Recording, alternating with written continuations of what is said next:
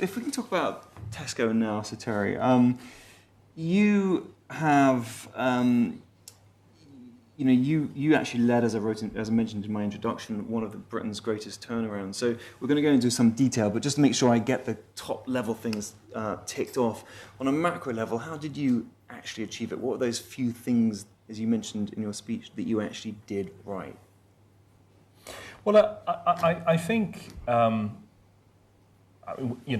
it sort of looks well planned in hindsight. I mean, actually, what it was actually about was not failing, But I think that this idea of really using information to really focus on what customers wanted proved to be tremendously powerful, because it provided a single purpose that the whole organization could fall in behind.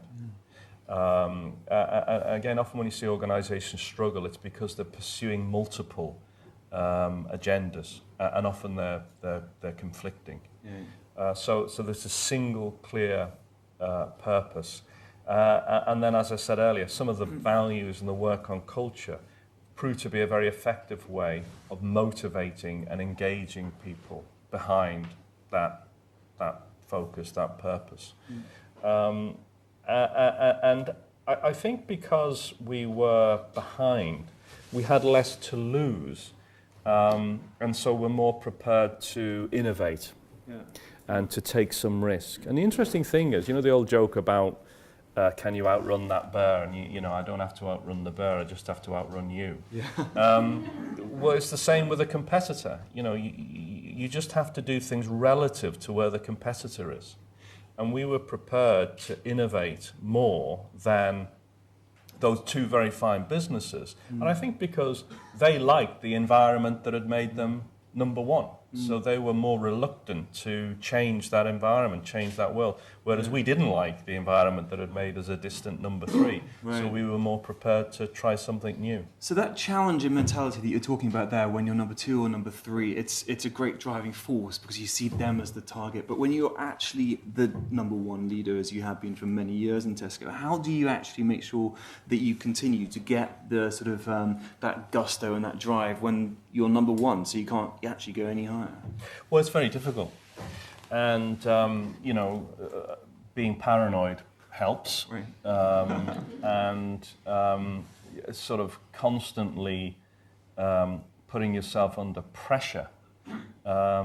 Because if you put yourself under pressure, there's less chance of somebody else putting you under pressure. Right.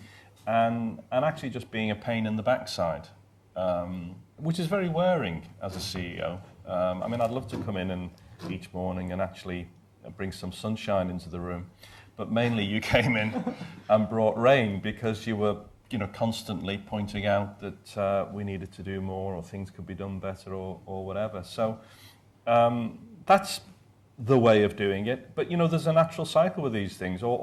Even businesses that are successful, they rise and then they fall, and there's nothing you can do about it. The only thing you can do is try and make the period between the rise and the fall as long as possible. Is that one of the reasons why you got out, presumably? Was you realised that? No, I mean, No, it wasn't. But I one of the reasons why I got out was because I knew there was only so much an organisation could put up with from me. And there is a danger that if you do something for too long, your way of doing things, your manner, it's just less effective. Yeah. And I'd done it for 14 years, which is longer than normal, I think. Yeah, because you were you started at 40 years as CEO. But talking about that, just very briefly, if we can, the day that you resigned, £778 million has just wiped off the value of Tesco. So on a personal note, I actually had shares in the company, so I wish you'd called me. But I think there's laws against that. But Tesco, since you left, hasn't fared as well. You could say it's the economic change, but then you left in 2011, so that was still a poor economy. So is it just that you're not in charge? No, I think that, first of all, no organisation, has got a a right to be successful all the time. I mean, businesses go up and down all the time, and